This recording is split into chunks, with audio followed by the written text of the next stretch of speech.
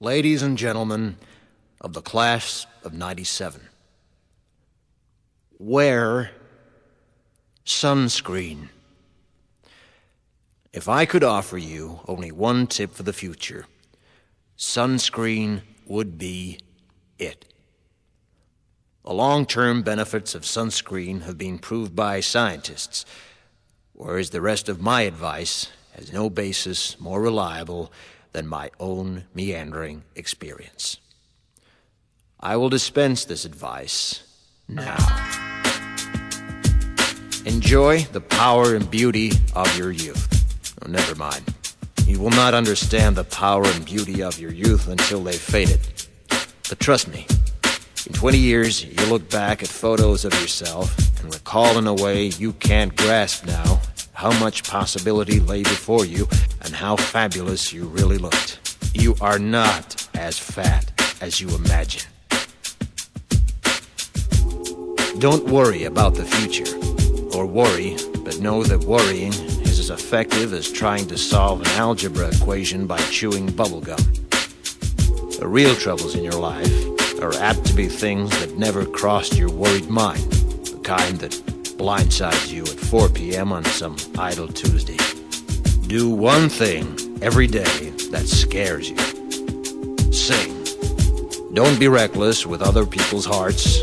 Don't put up with people who are reckless with yours. Floss. Don't waste your time on jealousy. Sometimes you're ahead, sometimes you're behind.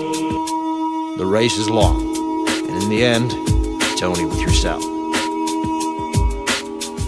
Remember compliments you receive. Forget the insults. If you succeed in doing this, tell me how. Keep your old love letters. Throw away your old bank statements. Stretch. Don't feel guilty if you don't know what you want to do with your life. The most interesting people I know didn't know at 22 what they wanted to do with their lives. Some of the most interesting 40-year-olds I know still don't. Get plenty of calcium. Be kind to your knees. You'll miss them when they're gone. Maybe you'll marry, maybe you won't. Maybe you'll have children, maybe you won't. Maybe you'll divorce at 40. Maybe you'll dance the funky chicken on your 75th wedding anniversary. Whatever you do, don't congratulate yourself too much, or berate yourself either. Your choices are half chance. So are everybody else's. Enjoy your body. Use it every way you can. Don't be afraid of it or what other people think of it. It's the greatest instrument you'll ever own. Dance. Even if you have nowhere to do it but in your own living room. Read the directions, even if you don't follow them. Do not read beauty magazines. They will only make you feel ugly. Brother and sister, together we'll make it through. Someday our spirit will take you and guide you there. I know you've been hurting, but I've been waiting to be there for you. And I'll be there just helping you out whenever I can.